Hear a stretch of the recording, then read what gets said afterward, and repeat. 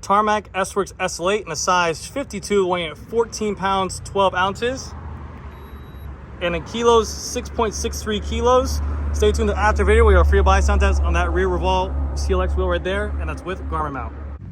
All right, guys, the day is finally here. I have in my possession the brand new Tarmacl S-Works SL8 in my possession. This is a size 52, and as you guys just saw, this thing weighs in at 14 pounds, 11 ounces, and 6.6 kilos. That is with a dual-sided power meter. That is with a integrated garment mount out front as well, a full stack of spacers, 50 millimeter Aero wheels in the front, 60 millimeters Aero wheels in the rear. That is insanely light for a lightweight Aero climbing bike. This is hitting the nail on the head for anyone who wants to do a top tier world tour climbing bike out there that has Aero features on there for sure. Very impressive with how they got this down to weight, taking it from a frame that used to be on the S-Works SL7 that was 800 grams and bring this frame down to 685 grams. The bike feels much lighter just picking up in my hands. As you guys usually see, I usually shake whenever I pick these things up, but this bike was crazy light. Now, you could definitely make this bike much more lighter. I'm sure if you put a pair of CLX Alpinist wheels in there, I'm sure if you put lighter weight tires in there as well. But again, like I said, for everything they have on this bike with deep dish Aero wheels, to have that kind of weight is really, really impressive. I know it's a 52, but man, I've seen some crazy builds out there in the ready to paint scheme with the pedals, cages, like 6.2 kilos. So this bike is going to be a really, really cool, fun time. And we're going to do some interesting builds of these things in the future. Now, the noticeable differences are the front head tube. It sticks out more. The front fork is definitely more of an Aero fork. This has a little bit deeper tubes than the SL7. The front right here sticks out more than usually was on the SL7, and also the head cone. We have the brand new Revolve Rapide integrated bar and stem on here with bigger spacers. This is going to break up that air right away and make the bike a little bit more Aero.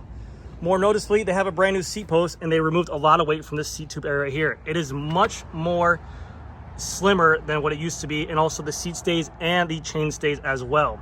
One thing I did notice is that it's still big enough to a point where you can get a Di2 battery inside of here to specialize, unlike the Lab 71 on the new Cannondales, where that seat post is crazy skinny. This bike, they still run the battery inside of the seat post, which is very nice. Bottom bracket is much skinnier as well. They saved a lot of weight from there. And people's biggest concerns are, is this bike mushy? Is this bike gonna be too fragile? Is it going to work back and forth? Is it gonna be a lot of bottom bracket flex? The only thing I can say of having bikes in the market, customers testing bikes and hearing feedback from them, is that the Athos by Specialized has been out for about 2 to 3 years now. The frame is 595 grams, so even 100 grams less than this. Riders have used it in the Pro Tour as well in the Tour de France, and I have some of my heaviest customers on those bikes because they have the most weight limit. The Specialized Athos can hold up to a 280-pound rider on there. That's what it's regulated for. Because of this, I think that there will not be an issue with bottom bracket stiffness, and I think that there will be really no fragileness on the bike in terms of riding it. Obviously, there's unforeseeable things that can happen that if you drop your bike in a certain way, any bike, if you drop your bike in a certain way, can break. So keep that in mind. But in terms of people asking me, do you think this is too fragile? No, not at all. We have seen bikes lighter than this. I've seen crazy danger home builds lighter than this. So it is what it is. But without further ado, let me do my full breakdown on here. That way you guys have an idea of it. So starting off with the cockpit, you have on here the Revolve Rapide handlebar, much more Aero. You have these kind of like dimpled section right here for a little bit of traction when you put your hands on here. And then you have here the integrated bar and stem mount, which comes with it. And then there are adjustments for the steer clamping right here. It is still the same cable routing system, and it is still the same headset bearings as well. So they're the same size headset bearings that they used to be. The cables are routed from here into the bar. They pop out right where that little section is right there, and they go down. The spacers are breakaways, so you can go ahead and remove spacers and adjust the steer height as you want. So that way you do not have to cut your brakes before you figure out your fit position. If we take a look underneath here, they do a great job of hiding that underneath there. And these spacers and that little piece right there is included with the bike, so you don't have to go out looking for a 3D printed little spacer for the company. Going down the front of the bike, we have the Specialized logo right there. And this is a matte color with a kind of like this sparkly blue, which looks beautiful on there. You have a Specialized logo right there. And then for the wheels, it's the same wheels as last year's. They didn't change anything about the wheels. These are the Revolve Rapide CLX2. It's a 51 millimeter deep dish wheel in the front, a 60 millimeter deep dish wheel in the rear. These are the two versions, so they do come with DT Swiss ceramic bearings inside of there, and also these wheels are tubeless ready, but they still are clinchers. So you can choose whatever tire you want to run, you can choose whatever width you want to run, you can choose whatever pressure you want to run. You are not limited to what you can run because it's not hookless on there. And if you did wonder, they did have pressure gauges right there or PSI on there as well. The tires that come out here are their brand new S-Works tires, 700 by 26C, and they are, like I said, a tubeless ready tire, which you can run on there. For the rotors, these are the brand new Shimano Dura-Ace rotors. Now people wonder why they changed these rotors from the XTR to these ones. These are the more of their road oriented rotors. They say that these ones hold true better, whereas the XTR rotors are a lighter rotor. They're more fragile, and so if you do, let's say you're descending, you're squeezing the brakes while turning, maybe that force can kind of put a bend in there. They said that these hold true a little bit better, and that's why they are a little bit heavier. Things to notice, I noticed on this bike, you have the Dura-Ace brake caliper, but this looks to be like an Athos proprietary disc brake mount adapter. So what I mean by that is that on the Athos and also Diverge, you can only run a 160mm rotor in the front. So if you like to run a 140, I don't believe you can run a 140mm rotor in the front on here. So I know people are trying to go ahead and save weight by putting a smaller rotor in there. I think you can only fit a 160 on here because the normal disc brake rotor adapters do not fit on here, and this is proprietary to work with this fork alone. Other things they did to lighten up this bike, they added their Athos skewers. These skewers were only found on the Athos before, and people are wondering why. It's because they're made specifically for that bike, and they're meant to be a little bit lighter. I don't know what the exact weight difference is from the stock skewers to these skewers, but I do know that they are significantly lighter in terms of grams. So that is a good change right there. I'm sweating profusely out here. Going down to the frame, we have the S-Works logo. You can see this nice little blue tint right here, but much more skinnier tubes even. Even here, it's like they didn't even care with the Aero-ness. There is a little bit of like an Aero bulge right here, but they're much more rounded than they used to be. Very similar to what the Athos used to be. It seems to be that everyone's saying Avenge front, where it's going to take a majority of the aerodynamics, and then the back is going to be majority Aero or majority Athos. You do have this little kind of a straight line or a flare right there. The S-Works is going to be a factory 12R carbon. They do have water ball bolts here, here, here, here, here with the S-Works. People are wondering why this has this little bulge right here. You're going to want to run your bottle cage.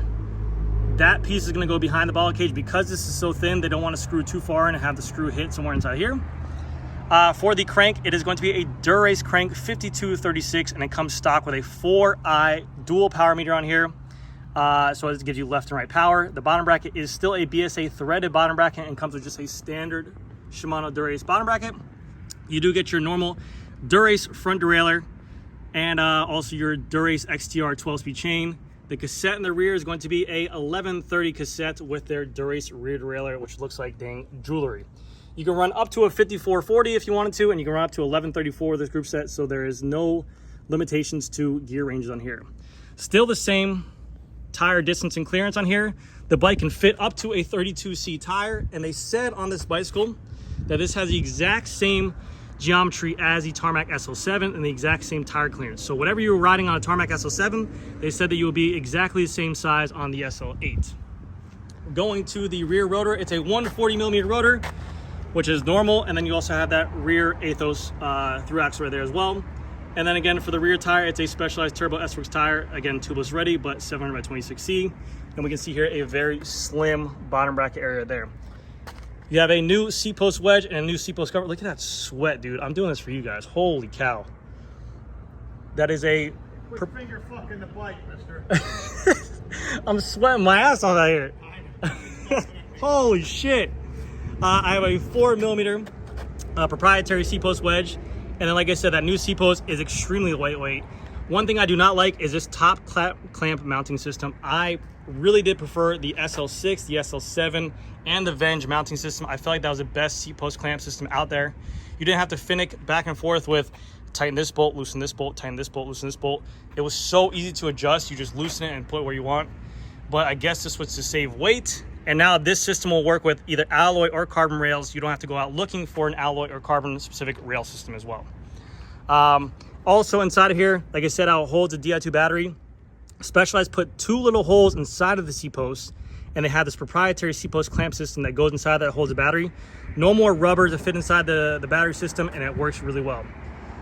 The Specialized S-Works, the seat on here is a Specialized S-Works power saddle, carbon fiber rails, carbon fiber saddle body, and also a nice padding, a nice opening for the blood flow.